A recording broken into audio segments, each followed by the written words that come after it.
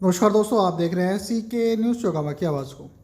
उत्तर प्रदेश से अपनी सियासी ज़मीन खोती जा रही बहुजन समाज पार्टी को निकाय चुनाव के बहाने संजीवनी देने के लिए छेड़े गए अभियान के तहत सोमवार को जिला मुख्यालय पर आयोजित बसपा के मंडलीय सम्मेलन में शिरकत करने पहुंचे पार्टी के प्रदेश अध्यक्ष विश्वनाथ पाल ने कहा कि भाजपा हमेशा ही शोषित, वंचितों, दलितों और पिछड़ों के अधिकारों के खिलाफ खड़ी रही है। निकाय चुनाव में ओबीसी आरक्षण न दिए जाने का मामला इसका साक्ष्य है। उन्होंने आरोप लगाया कि भाजपा एक सोची समझी साजिश रचते हुए अम्बेडकर के सर्व समाज के लिए दिए गए संविधान को नहीं मानती है।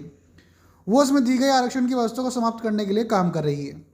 उन्होंने पिछड़ों का मुद्दा उठाकर उनसे एकजुट होने का आह्वान किया है। सम्मेलन में मुख्य रूप से पूर्व विधायक इमरान मसूद, विजेंद्र कश्यप, मुख्य कोऑर्डिनेटर सत्य प्रकाश, सहारनपुर जिलाध्यक्ष जनेश्वर प्रसाद सहित तीनों जिलों के सैकड़ों कार्यकर्ता मौजूद रहे। इस देश में रानी के पेट से राजा नहीं पैदा होगा, राजा वोट से पैदा होगा। सबको वोट की कीमत बराबर की होनी चाहिए। इसके लिए डॉक्टर बी आर अम्बेडकर साहब को बहुत मेहनत करनी पड़ी थी। नंबर 3 पर आ जाइए। Number 3, doctor B R Ambedkar साहब इस देश में आरक्षण की व्यवस्था देना चाहते थे। आरक्षण की व्यवस्था किसको देना चाहते थे? इस देश में मेरे सम्मानित साथियों, जरा गौर करिएगा, इस देश में दोहरी गुलामी थी। एक तो अंग्रेजों की गुलामी थी और दूसरी इस देश में रहने वाले बड़े बड़े राजे रजवाड़ों की गुलामी थी। राजे रजवाड़ों की गुलामी करता कौन था? जो लोग आर्थिक रूप से, सामाजिक रूप से, शैक्षिक रूप से, यानी जो हर तरह से पिछड़े हुए लोग थे, वही राजे रजवाड़ों की गुलामी के लिए आमंत्रित किए जाते थे। उनको मेरे साथियों, भले ही अपने खेतों में, अपने घरों में काम करते हो, लेकिन अगर राजे रजवाड़ों का संदेश आ जाता था तो अपने खेत में काम करना छोड़कर वहां उनको जाना पड़ता था। ये दोहरी गुलामी थी। डॉक्टर बी आर अम्बेडकर साहब ने कहा इस देश में, इस देश अंग्रेजों से तो आजाद हो जाएगा, लेकिन इस देश के राजे रजवाड़ों से आजादी के लिए इनको आरक्षण देने की व्यवस्था करनी चाहिए। डॉक्टर बी आर अम्बेडकर तब हमारी समझ में आया कि ये लड़ाई पूरा कुश्ती थी, दोनों मिल करके लड़ रहे थे और सब पार्टियों को इन्होंने बाहर कर दिया।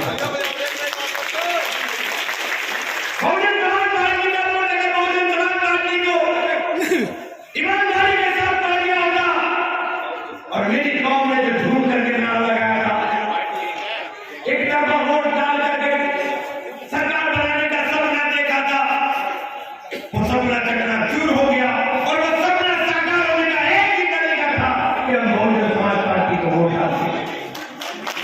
अगर ये बहुजन समाज पार्टी को बड़ा होता वोट तो तय जान लीजिए कि उत्तर प्रदेश में हमारी सरकार होती।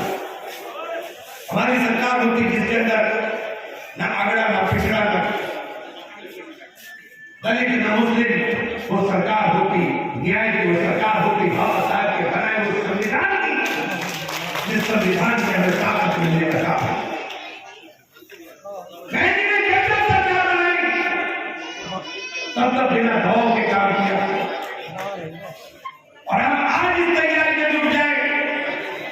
अगर हम ईमानदारी से चाहते हैं कि हमें हमारा हक मिले, पिछड़े वर्ग को आपसे कहना चाहता हूं कि आपकी तमाम जातीय पाल हो करके मोर्चाबंदी हो, विंटर ना हो। हमारे यहाँ अति पिछड़ी जातियां हैं।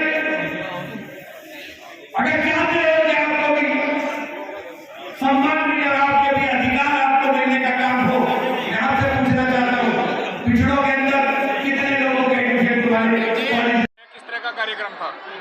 देखिए, बहुजन समाज पार्टी की राष्ट्रीय अध्यक्ष माननीय बहन जी को मैं पहले आभार प्रकट करना चाहता हूं, धन्यवाद देता हूं कि जो माननीय बहन जी ने एक कार्यकर्ता को उत्तर प्रदेश का अध्यक्ष बनाने का काम किया है। आज बहुजन समाज पार्टी का पूरा कार्यकर्ता पूरे उत्तर प्रदेश का बहुत ही उत्साहित है और खुश है। मैं उसी सिलसिले में बहुजन समाज पार्टी के मंडल स्तरीय कार्यक्रम करने निकला हूं, क्योंकि इसके पहले विधानसभा के चुनाव में हमारे अल्पसंख्यक मुस्लिम समाज को पिछड़ों समाज के साथ बहुत बड़ा धोखा हुआ था। इनको गुमराह करने का काम किया गया था।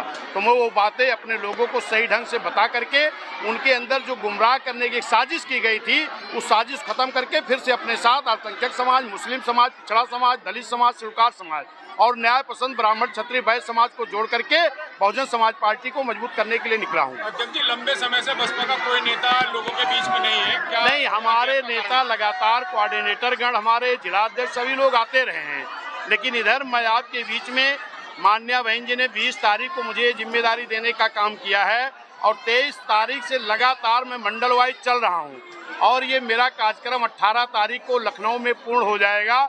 इसके बाद मैं 20 तारीख से निकल करके फिर जनपद वाइज जा करके सेक्टर की मीटिंगों में अपने आप को मैं पहुंचने का काम करूंगा। अध्यक्ष जी, दलितों के साथ लगातार बसपा जुड़ी रहती है, लेकिन अब चंद्रशेखर की भी एंट्री हो गई है यहाँ पे। देखिए, चंद्रशेखर की एंट्री के पहले आपको मालूम होना चाहिए कि उदित राज जी की एंट्री हुई है।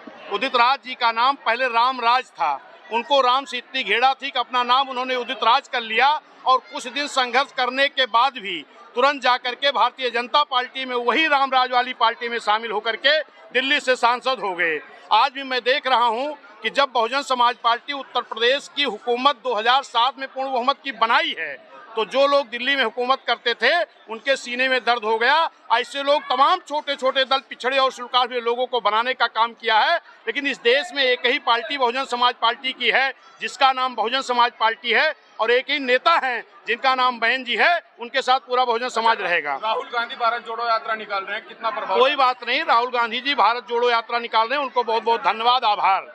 वो भारत जोड़ो यात्रा निकाले हैं और मैं अपने कार्यकर्ताओं के साथ निकल करके अल्पसंख्यक समाज, मुस्लिम समाज, पिछड़ा समाज, स्वीकार समाज, न्याय पसंद ब्राह्मण क्षत्रिय वैश्य समाज को जोड़ने के लिए निकला हूं। इनको जोड़ करके नगरपालिका, टाउन एरिया, महापौर की सीटों में अच्छा रिजल्ट ला करके 24 में सांसद ज्यादा जिता करके बहन जी को प्रधानमंत्री बनाने का काम किया जाएगा।